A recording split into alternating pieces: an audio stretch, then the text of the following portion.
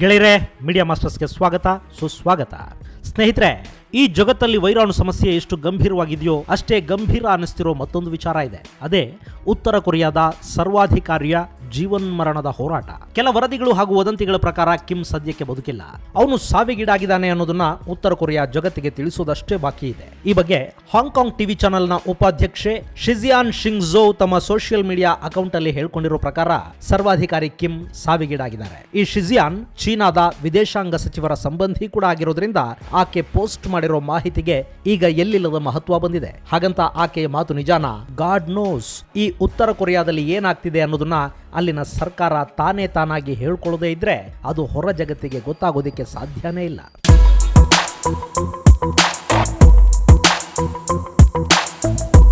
ಇನ್ನು ಇತ್ತೀಚಿನ ದಿನಗಳಲ್ಲಿ ಕಿಮ್ ಆರೋಗ್ಯ ಕೆಟ್ಟ ಬಗ್ಗೆ ಸುದ್ದಿಗಳು ಬಂದಿದ್ವು. ಆತನಿಗೆ ಹೃದಯ ಶಸ್ತ್ರಚಿಕಿತ್ಸೆಯಾಗಿದೆ ಅಂತ ಕೆಲವರು, ಬ್ರೈನ್ ಟ್ಯೂಮರ್ ಆಗಿದೆ ಅಂತ ಮತ್ತೆ ಕೆಲವರು ಹೇಳಿದ್ರು. ನಿಜವಾಗ್ಲೂ ಏನಾಗಿದೆ ಅನ್ನೋದನ್ನ ಉತ್ತರ ಕೊರಿಯಾ ಮಾತ್ರ ಬಾಯ್ಬಿಟ್ಟು ಹೇಳಲೇ ಇಲ್ಲ.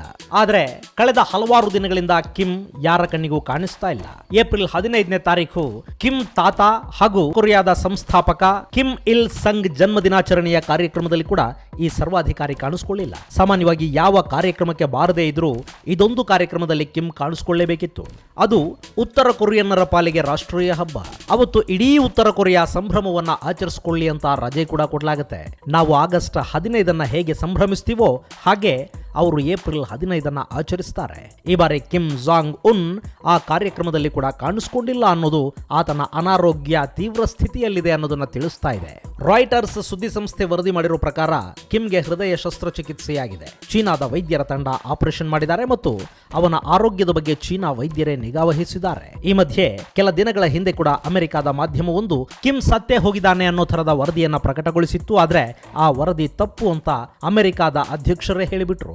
ಇನ್ನು ಉತ್ತರ ಕೊರಿಯಾಗೆ ಸಂಬಂಧಿಸಿದ ಹಾಗೆ ನಂಬಲರ್ಹ ಮಾಹಿತಿಯನ್ನು ಕೊಡುವ Korean Central News Agency Kim ಸಾವಿಗೀಡಾದ ಬಗ್ಗೆ ಯಾವ ವರದಿಯನ್ನು ಇದುವರೆಗೆ ಪ್ರಕಟಿಸಿಲ್ಲ. ಕಿಮ್ ಇತ್ತೀಚೆಗೆ ಸಿರಿಯಾದ ಅಧ್ಯಕ್ಷ ಬಶರ್ ಅಲ್ ಅಸಾದ್ ಬರೆದಿದ್ದ ಪತ್ರವೊಂದಕ್ಕೆ ಉತ್ತರಿಸಿದ್ದಾರೆ ಅನ್ನೋ ವರದಿಯನ್ನ ಆ ಏಜೆನ್ಸಿ ಪ್ರಕಟಿಸಿದೆ. ಇನ್ನು ಜಪಾನ್ ಮಾಧ್ಯಮಗಳು ಹೇಳ್ತಿರೋ ಪ್ರಕಾರ ಕಿಮ್ ಈ ಚೀನಿ ವೈರಾಣು ಸೋಂಕಿಗೆ ಹೆದರಿ ತನ್ನನ್ನು ತಾನು ಕ್ವಾರಂಟೈನ್ ಮಾಡಿಕೊಂಡಿರೋ ಸಾಧ್ಯತೆ ಇದೆಯಂತೆ. ಇಲ್ಲಿ ಯಾವುದು ನಿಜ ಯಾವುದು ಸುಳ್ಳು ಅನ್ನೋದನ್ನ ನಾನು ಹೇಳೋದಕ್ಕೆ ಹೋಗೋದಿಲ್ಲ. ಉತ್ತರ ಕೊರಿಯಾದಲ್ಲಿ ಏನಾಗ್ತಿದೆ ಅನ್ನೋದನ್ನ ಅಲ್ಲಿನ ಸರ್ಕಾರ ಅಧಿಕೃತವಾಗಿ ಪ್ರಕಟಿಸುವವರೆಗೆ ಹೊರ ಜಗತ್ತಿನ ಮಾಧ್ಯಮಗಳು ಮಾಡೋ ಎಲ್ಲ ವರದಿಗಳು ಕೇವಲ ಊಹಾಪೋಹಗಳಷ್ಟೇ ಆಗಿರುತ್ತವೆ. ಕಿಮ್ ಸಾವಿನ ವಿಷಯ ಕೂಡ ಇದಕ್ಕಿಂತ ಹೆಚ್ಚೇನಲ್ಲ.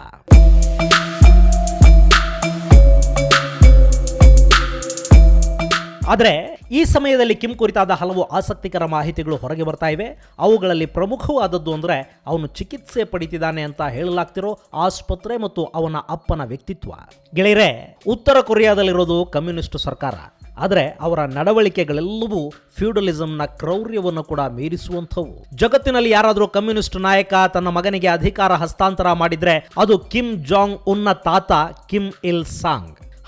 ಮೊನ್ನೆ ಕ್ಯೂಬಾದಲ್ಲಿ ಫಿಡೆಲ್ ಕಾಸ್ಟ್ರೋ ಸಾವಿನ ನಂತರ ಅವರ ಸಹೋದರ ರೌಲಾ ಕಾಸ್ಟ್ರೋ ಅಧಿಕಾರವನ್ನು ವಹಿಸಿಕೊಂಡಿದ್ದಾರೆ. ಅದು ತೀರಾ ಇತ್ತೀಚಿನ ಬೆಳವಣಿಗೆ. ಆದರೆ ಕಿಮ್ ಫ್ಯಾಮಿಲಿ 1994 ಹೊತ್ತಿಗಾಗಲೇ ಈ ಕೆಲಸವನ್ನ ಮಾಡಿಬಿಟ್ಟಿತ್ತು. ಅಲ್ಲಿನ ಆಡಳಿತ ವಂಶಾಡಳಿತವಾಗಿ ಮಾರ್ಪಟ್ಟು ದಶಕಗಳೇ ಕಳೆದು ಹೋಗಿವೆ. ಉತ್ತರ ಕೊರಿಯಾದ ಸಂಸ್ಥಾಪಕ, ಕೊರಿಯನ್ನರ ಪಾಲಿನ ಹೀರೋ ಅಂತಲೇ ಕರೆಸಿಕೊಳ್ಳೋ ಕಿಮ್ ಇಲ್ ಸಾಂಗ್ ಕೊರಿಯಾವನ್ನ ಆಳಿದ್ದು ಸುಮಾರು 46 ವರ್ಷ. ಆತನ ಹೋರಾಟದ ಫಲವಾಗಿನೇ ಈ ಉತ್ತರ ಕೊರಿಯಾದ ಉದಯವಾಯಿತು. ಹೀಗಾಗಿ ಜನ ಆತನನ್ನು ಒಪ್ಪಿಕೊಂಡ್ರು. ಆದ್ರೆ ಆತನ ಮಗನನ್ನ ಒಪ್ಪಿಕೊಳ್ಳೋದಿಕ್ಕೆ ವಿಚಿತ್ರವಾದ ಕಾರಣಗಳಿದ್ವು. ಜನರನ್ನ ನಂಬಿಸೋದಿಕ್ಕೆ ಅಲ್ಲಿ ಸಾಕಷ್ಟು ಕಥೆಗಳನ್ನ ಸೃಷ್ಟಿಸಲಾಯಿತು. ಹೀಗಾಗಿ ಕಿಮ್ ಜಾಂಗ್ ಇಲ್ ಅಂದ್ರೆ ಈಗಿನ ಉತ್ತರಾಧಿಕಾರಿ ಕಿಮ್ ಜಾಂಗ್ ಉನ್ ಇದಾನಲ್ಲ, ಆತನ ತಂದೆ ಕೊರಿಯನ್ನರ ಕಣ್ಣಿಗೆ ದೇವತಾ ಪುರುಷನಂತೆ, ಭಾಗ್ಯ ವಿಧಾತನಂತೆ ಕಾಣಿಸ್ಕೊಂಡಿದ್ದ. ಕಿಮ್ ಜಾಂಗ್ ಇಲ್ ಹುಟ್ಟಿದ ದಿನ ಆಕಾಶದಲ್ಲಿ ಶುಭ ಸೂಚಕಗಳು ಕಾಣಿಸಿಕೊಂಡಿದ್ವಂತೆ. ಎರಡೆರಡು ಕಾಮನ ಬಿಲ್ಲುಗಳು ಕಾಣಿಸೋದ್ರ ಮೂಲಕ ಅವನು ಕೊರಿಯನ್ನರನ್ನ ರಕ್ಷಿಸೋದಿಕ್ಕೆ ಬಂದಿದ್ದಾನೆ ಅನ್ನೋ ಸೂಚನೆಗಳನ್ನ ಪ್ರಕೃತಿ ಕೊಟ್ಟಿತ್ತಂತೆ. ಈತನನ್ನ ಅವತಾರ ಪುರುಷ ಅಂತ ಚಿತ್ರಿಸೋದಿಕ್ಕೆ ಅಲ್ಲಿ ಎಂತೆಂಥ ಕತೆಗಳು ಹುಟ್ಕೊಂಡಿದ್ವು ಅಂದ್ರೆ ಕಿಮ್ ಜಾಂಗ್ ಇಲ್ ಮಲ ವಿಸರ್ಜನೆ ಮಾಡದೇ ಇರೋ ಏಕೈಕ ವ್ಯಕ್ತಿ. ಅವನು ತಿಂದ ಪದಾರ್ಥಗಳೆಲ್ಲವೂ ಅವನ ದೇಹದಲ್ಲಿ ರಕ್ತ ಮಾಂಸಗಳಾಗಿ ಬಿಡುತ್ತವೆ. ಅವನು ಏನು ಮಾಡ್ತಾನೆ ಅನ್ನೋದು ಯಾರಿಗೂ ಗೊತ್ತಾಗೋದಿಲ್ಲ. ಆತನಿಗೆ ಯಾವುದೇ ಕಾಯಿಲೆಗಳು ಬರೋದಿಲ್ಲ. ಆತ ನೇರವಾಗಿ ದೇವರ ಜೊತೆಗೆ ಮಾತಾಡ್ತಾನೆ. ಹೀಗೆ ತರಾವರಿ ಕಥೆಗಳನ್ನ ಅಲ್ಲಿ ಸೃಷ್ಟಿ ಮಾಡಲಾಯಿತು. ಈ ಕಥೆಗಳನ್ನೇನು ಜನಾನೇ ಹುಟ್ಟಿಸ್ಕೊಂಡ್ರೋ ಅಥವಾ ಕಿಮ್ ಕುಟುಂಬ ಇವುಗಳನ್ನ ಹುಟ್ಟು ಹಾಕ್ತೋ ಗೊತ್ತಿಲ್ಲ. ಆದ್ರೆ ಈ ಎಲ್ಲ ವದಂತಿಗಳ ಪರಿಣಾಮ ಇಲ್ ಉತ್ತರ ಕೊರಿಯಾದ 2ನೇ ಮುಖ್ಯಸ್ಥನಾದ. ಅವನ ಎಲ್ಲ ಹುಚ್ಚಾಟಗಳನ್ನ ಜನ ದೈವಲೀಲೆ ಅಂತಲೇ ಭಾವಿಸಿದ್ರು. ಅವನು ಸ್ತ್ರೀಲೋಲನಾದ, ಚೈನ್ ಸ್ಮೋಕರ್ ಆಗಿದ್ದ, ಸಿನಿಮಾಗಳ ಬಗ್ಗೆ ಚಿತ್ರ ವಿಚಿತ್ರ ಕಲ್ಪನೆಗಳನ್ನ ಹೊಂದಿದ್ದ, ತಾನೇ ಒಂದಷ್ಟು ಸಿನಿಮಾಗಳನ್ನು ನಿರ್ಮಿಸಿದ್ದ. ಅವನ ಕಲೆಕ್ಷನ್ ನಲ್ಲಿ ವಿವಿಧ ದೇಶಗಳ 10,000 ಸಿನಿಮಾಗಳ ಭಂಡಾರವೇ ಇತ್ತಂತೆ. ರಷ್ಯಾದಿಂದ ಅವನು ಮದ್ಯವನ್ನು ತರಿಸ್ಕೊಳ್ತಿದ್ದ, ತನ್ನ ದೇಶದ ಆದಾಯವನ್ನೆಲ್ಲ ಸೈನ್ಯದ ಮೇಲೆ ಖರ್ಚು ಮಾಡಿದ್ದ. ಹೀಗೆ ವಿಚಿತ್ರ ಸ್ವಭಾವದ, ವಿಚಿತ್ರ ವ್ಯಕ್ತಿತ್ವದ ಕಿಮ್ ಜಾಂಗ್ ಇಲ್ 1994ರಿಂದ 2011ರವರೆಗೆ ಕೊರಿಯಾನ ಆಳ್ತಾನೆ. ಅವನ ವಿಲಾಸಗಳು ಅನಾರೋಗ್ಯಕ್ಕೆ ತಳ್ಳಿದ್ವು.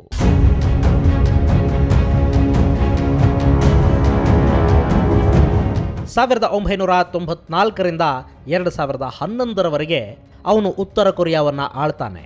ಇಂಥ ಕಿಮ್ ಜಾಂಗ್ ಇಲ್ ಚಿಕಿತ್ಸೆಗೆ ಅಂತ ಹ್ಯಾಂಗ್ಸಾನ್ ವ್ಯಾಲಿಯಲ್ಲಿ ಆಸ್ಪತ್ರೆಯೊಂದನ್ನು ಕಟ್ಟಿಸ್ತಾನೆ. ಈಗ ಅವನ ಮಗ ಕಿಮ್ ಜಾಂಗ್ ಉನ್ ಚಿಕಿತ್ಸೆ ಪಡಿತಿದ್ದಾನೆ ಅಂತ ಹೇಳಲಾಗ್ತಾ ಇರೋದು ಅದೇ ವ್ಯಾಲಿ ಆಸ್ಪತ್ರೆಯಲ್ಲಿ. ಅರೆ, ಒಂದು ದೇಶದ ಅಧಿನಾಯಕ ಆಸ್ಪತ್ರೆಯೊಂದನ್ನು ಕಟ್ಟಿಸೋದು ಕೂಡ ಸುದ್ದಿನ ಅಂತ ಅಂದ್ಕೊಳ್ಳೋಕೆ ಹೋಗಬೇಡಿ. ಇಲ್ಲೊಂದು ಆಸ್ಪತ್ರೆ ಎದ್ದು ನಿಲ್ಲೋದಕ್ಕೆ ಕಾರಣವಾಗಿದ್ದು ಒಂದು ವಿಚಿತ್ರವಾದ ಸಿಟ್ಟು. ಉತ್ತರ ಕೊರಿಯಾದ ಮೊದಲ ಅಧ್ಯಕ್ಷ ಕಿಮ್ ಇಲ್ ಸಾಂಗ್ 1994ರಲ್ಲಿ ಅನಾರೋಗ್ಯದಿಂದ ಸಾವನ್ನಪ್ಪಿದ್ರು. ಒಂದು ದೇಶದ ಸರ್ವೋಚ್ಚ ನಾಯಕನಾಗಿದ್ದ ಆತನಿಗೆ ಸರಿಯಾದ ಚಿಕಿತ್ಸೆ ಕೂಡ ದೊರೆಯಲಿಲ್ಲ. ಆತನನ್ನು ಆಸ್ಪತ್ರೆಗೆ ಸಾಗಿಸೋದಕ್ಕೆ ಹೆಲಿಕಾಪ್ಟರ್ ಬಳಕೆಯಾಗಬೇಕಿತ್ತು. ಆದರೆ ಮಳೆ ಬಂದ ಕಾರಣ ಅದು ಹಾರೋದಕ್ಕೆ ಸಾಧ್ಯವಾಗಿರಲಿಲ್ಲ. ಹೀಗಾಗಿ ಆ ನಾಯಕ ತನ್ನ ಫಾರ್ಮ್ ಹೌಸ್ನಲ್ಲಿ ಅಸಹಾಯಕನಾಗಿ ಸಾವಿಗೀಡಾಗಬೇಕಾಯಿತು. ಇದರಿಂದ ತೀವ್ರವಾಗಿ ಮನನೊಂದ ಕಿಮ್ ಜಾಂಗ್ ಇಲ್ ತಮ್ಮ ಫಾರ್ಮ್ ಹೌಸ್ ಇರೋ ಹ್ಯಾಂಗ್ಸಾನ್ ವ್ಯಾಲಿಯಲ್ಲಿ ಒಂದು ಹೈಟೆಕ್ ಆಸ್ಪತ್ರೆಯನ್ನೇ ಕಟ್ಟಿಸಿಬಿಟ್ಟ. ವಾಹ್, ಎಂಥ ಒಳ್ಳೆ ಕೆಲಸ ಅಲ್ವಾ? ಹಾಗಂತ ನೀವು ಅಂದ್ಕೋತಿದ್ದೀರೇನೋ? ಇಲ್ಲಿ ಅವನ ಆಸ್ಪತ್ರೆ ಕಟ್ಟಿಸಿದ್ದು ಸಾರ್ವಜನಿಕರಿಗಾಗಿ ಹಾಗೂ ಇಲ್ಲಿನ ಜನರಿಗಾಗಿ, ಉತ್ತರ ಕೊರಿಯಾದ ನಾಗರಿಕರಿಗಾಗಿ ಅಲ್ಲ, ಬದಲಿಗೆ ತಮ್ಮ ಕುಟುಂಬಕ್ಕಾಗಿ, ಕೇವಲ ತಮ್ಮ ಕುಟುಂಬಕ್ಕಾಗಿಯೇ ಸರ್ಕಾರಿ ಹಣದಲ್ಲಿ ಸೂಪರ್ ಸ್ಪೆಷಾಲಿಟಿ ಆಸ್ಪತ್ರೆಯನ್ನು ಕಟ್ಟಿಸಿಕೊಂಡ ಜನಪ್ರಿಯ ಸರ್ವಾಧಿಕಾರಿಗಳಿವರು. ಸದ್ಯಕ್ಕೆ ಈ ಆಸ್ಪತ್ರೆಯಲ್ಲಿ ಕಿಮ್ ಜಾಂಗ್ ಉನ್ ಚಿಕಿತ್ಸೆ ಪಡಿತಿದ್ದಾನೆ ಅಂತ ಹೇಳಲಾಗ್ತಾ ಇದೆ. ಅದು ತೀವ್ರ ನಿಗಾ ಘಟಕಗಳಿರುವ ಆಸ್ಪತ್ರೆಯಾಗಿದ್ದು ಜಪಾನ್ ಮತ್ತು ಜರ್ಮನಿಯಿಂದ ತರಿಸಿಕೊಂಡಿರುವ ಅತ್ಯಾಧುನಿಕ ಉಪಕರಣಗಳು ಇಲ್ಲಿವೆ ಅಂತ ಹೇಳಲಾಗ್ತಾ ಇದೆ. ಅಲ್ಲದೆ ಅದು ಉತ್ತರ ಕೊರಿಯಾದ ರಾಜಧಾನಿ ಪೋಂಗ್ಯಾಂಗ್ಗೆ ಸಮೀಪದಲ್ಲೇ ಇರೋದ್ರಿಂದ ಕಿಮ್ ಅಲ್ಲಿ ಉಳ್ಕೊಂಡಿದ್ದಾನಂತೆ. ಸ್ನೇಹಿತರೆ, ಈ ಕಿಮ್ ಫ್ಯಾಮಿಲಿ ಬಗ್ಗೆ ಉತ್ತರ ಕೊರಿಯಾದಲ್ಲಿ ಒಂದು ಪೂಜ್ಯ ಭಾವ ಇದೆ, ಧನ್ಯತಾ ಭಾವ ಇದೆ. ಅಲ್ಲಿನ ಜನ ಇವರನ್ನ ದೇವರುಗಳ ಥರ ನೋಡ್ತಾರೆ. ಈ ಕುಟುಂಬದಿಂದಲೇ ಅಲ್ಲಿನ ಜನರಿಗೆ ರಕ್ಷಣೆ ಸಿಗ್ತಿದೆ ಅಂತ ಅವರು ಭಾವಿಸಿದ್ದಾರೆ. ಉತ್ತರ ಕೊರಿಯಾದಲ್ಲಿ ಆರ್ಥಿಕ ಪರಿಸ್ಥಿತಿ ಹೇಗಿದೆ ಅನ್ನೋದು ಇವತ್ತಿಗೂ ಕೂಡ ಯಾರಿಗೂ ಗೊತ್ತಿಲ್ಲ. ಆದರೆ ಅಲ್ಲಿನ ಆರ್ಮಿಯಲ್ಲಿ ಸುಮಾರು 1 ಮಿಲಿಯನ್ ಸೈನಿಕರಿದ್ದಾರೆ. ಜಗತ್ತಿನ ಬಲಿಷ್ಠ ಸೇನೆಗಳ ಸಾಲಿನಲ್ಲಿ ಅದು 5ನೇ ಸ್ಥಾನದಲ್ಲಿ ನಿಲ್ಲುತ್ತೆ. ಈಗ ಹೈಡ್ರೋಜನ್ ಬಾಂಬ್ ಕೂಡ ಅವರ ಬತ್ತಳಿಕೆಯಲ್ಲಿದೆಯಂತೆ. ಹೀಗಾಗಿ ಆ ಸೈನ್ಯ ಹಾಗೂ ಬಾಂಬುಗಳೆಲ್ಲವೂ ತಮ್ಮ ದೇಶದ ಶತ್ರುಗಳ ಮೇಲೆ ದಾಳಿ ಮಾಡೋದಕ್ಕೆ ಮಾಡಿಕೊಳ್ತಿರೋ ತಯಾರಿ ಮತ್ತು ತಮ್ಮ ಸ್ವಾತಂತ್ರ್ಯವನ್ನ, ನೆಲವನ್ನ ರಕ್ಷಿಸೋ ಕೆಲಸವನ್ನ ಈ ಕುಟುಂಬ ಮಾಡ್ತಾ ಇದೆ ಅನ್ನೋ ಭಾವನೆಯಲ್ಲಿ ಅಲ್ಲಿನ ಬಹುತೇಕ ಜನ ಇದ್ದಾರೆ. ಅಲ್ಲದೆ ದಕ್ಷಿಣ ಕೊರಿಯಾ ಮತ್ತು ಅಮೆರಿಕ ತಮ್ಮ ಪಾಲಿಗೆ ಯಾವತ್ತಿದ್ರೂ ಶತ್ರುಗಳು ಅನ್ನೋದನ್ನ ದಶಕಗಳಿಂದಲೂ ಅಲ್ಲಿನ ಜನರ ತಲೆಗೆ ತುಂಬಲಾಗ್ತಾ ಇದೆ. ಹಾಗಂತ ಪಾಶ್ಚಿಮಾತ್ಯ ಮಾಧ್ಯಮಗಳು ವರದಿ ಮಾಡುತ್ತವೆ. ಆದರೆ ಕೊರಿಯಾಕ್ಕೆ ಯಾವುದೇ ರೀತಿಯ ಬೇರೆ ಸುದ್ದಿಗಳು ಎಂಟ್ರಿ ಆಗೋದಿಲ್ಲ. ಅಲ್ಲಿಂದ ಯಾವುದೇ ಸುದ್ದಿಗಳು ಗಡಿಯಿಂದ ಹೊರಗೆ ಬರೋದಕ್ಕೂ ಆಗೋದಿಲ್ಲ. ಜಗತ್ತಿನ ಆಗು ಹೋಗುಗಳು, ಜನರ ಜೀವನ ಶೈಲಿಗಳ ಬಗ್ಗೆ ಅಲ್ಲಿನವರಿಗೆ ಮಾಹಿತಿ ಇರೋದಿಲ್ಲ. ಯಾಕೆಂದ್ರೆ ಅಲ್ಲಿ ಇಂಟರ್ನೆಟ್ನ ಆಕ್ಸೆಸ್ ಇರೋದು ಕೇವಲ ಆಯ್ದ ಮಂದಿಗೆ ಮಾತ್ರ. ಹಾಗಾದ್ರೆ ನಮ್ಮ ಅಂಬಾನಿನ ಅಲ್ಲಿಗೆ ಕಳಿಸ್ಬಿಡ್ರಲ್ಲ ಅನ್ನಬೇಡಿ. ಉತ್ತರ ಕೊರಿಯಾ ಚೀನಾಕ್ಕಿಂತಲೂ ನಿಗೂಢವಾದ ದೇಶ. ಈ ಉತ್ತರ ಕೊರಿಯಾ ಆಗಾಗ ಅಮೆರಿಕಾದ ಮೇಲೆ ಗುಡ್ರ ಹಾಕ್ತಿರುತ್ತಲ್ಲ, ಅದರ ಹಿಂದಿರೋದು ಕೂಡ ಚೀನಾನೇ. ಹೀಗಾಗಿ ಈ ಮಾಂಸ ಪರ್ವತ ಇದ್ದಕ್ಕಿದ್ದ ಹಾಗೆ ಹಿಂಗೆಲ್ಲ ಆಡೋದಕ್ಕೆ ಶುರು ಮಾಡುತ್ತೆ. ಸದ್ಯಕ್ಕೆ ಆ ವಿಚಿತ್ರ ನಾಯಕ ಜನರ ಕಣ್ಣಿಗೆ ಬೀಳದಂತಾಗಿದ್ದಾನೆ. ಅವನು ಬೇಗ ಗುಣಮುಖವಾಗಲಿ ಅಂತ ಟ್ರಂಪ್ ಕೂಡ ಆಶಿಸಿದ್ದಾರೆ. ಬ್ರಿಟನ್ನ ಪ್ರಧಾನಿ ಬೇಗ ಗುಣವಾಗಲಿ ಅಂತ ಟ್ರಂಪ್ ಹಾರೈಸಿದ ಕೆಲವೇ ದಿನಗಳಲ್ಲಿ ICUನಲ್ಲಿದ್ದ ಜಾನ್ಸನ್ ಚೇತರಿಸಿಕೊಂಡು ಹೊರಬಂದರು. ಇಲ್ಲಿ ಕೂಡ ಹಾಗೆ ಆಗತ್ತಾ? ಕಿಮ್ ಜಾಂಗ್ ಉನ್ ಮತ್ತೆ ಜಗತ್ತಿಗೆ ಕಾಣಿಸ್ಕೊಳ್ತಾನ? ಕಾಲಾನೇ ಉತ್ತರಿಸಬೇಕು. ಇನ್ನು ಒಂದು ವೇಳೆ ಕಿಮ್ ಬದುಕಿದ್ರೆ ನಾಳೆನೋ ನಾಡಿದ್ದು ಬಂದು ಪ್ರತ್ಯಕ್ಷ ಆಗ್ತಾನೆ, ಅಥವಾ ಅಲ್ಲಿನ ಅಧಿಕೃತ ಮಾಧ್ಯಮ ಆ ಬಗ್ಗೆ ಒಂದು ಸ್ಪಷ್ಟನೆಯನ್ನಾದರೂ ಕೊಡುತ್ತೆ. ಇಲ್ಲದೆ ಹೋದರೆ ಇಡೀ ಉತ್ತರ ಕೊರಿಯಾ ಅವನಿಗೆ ಶ್ರದ್ಧಾಂಜಲಿಯನ್ನು ಸಲ್ಲಿಸಿ ಅವನ ತಾತ ಮತ್ತು ಅಪ್ಪನ ಪುತ್ಥಳಿಗಳ ಜೊತೆಗೆ ಇವನದ್ದೂ ಒಂದಿರಲಿ ಅಂತ ನಿಲ್ಲಿಸಿ ತಲೆಬಾಗಿ ನಿಲ್ಲುತ್ತೆ. ಅವನ ತಂಗಿ ಕೊರಿಯಾದ ಉತ್ತರಾಧಿಕಾರಿಯಾಗಿ, ಸರ್ವಾಧಿಕಾರಿಯಾಗಿ ಮುಂದುವರಿತಾಳೆ. ಗೆಳೆಯರೇ, ಇದು ಕಿಮ್ ಜಾಂಗ್ ಉನ್ ಬಗ್ಗೆ ಸಣ್ಣದೊಂದು ಮಾಹಿತಿ. ಮುಂದಿನ ವಿಡಿಯೋದಲ್ಲಿ ಮತ್ತೊಂದು ವಿಶೇಷ ಜೊತೆಗೆ ನಿಮ್ಮನ್ನು ಭೇಟಿ ಮಾಡ್ತೀನಿ. ಅಲ್ಲಿವರೆಗೆ ಜೈ ಹಿಂದ್, ಜೈ ಕರ್ನಾಟಕ.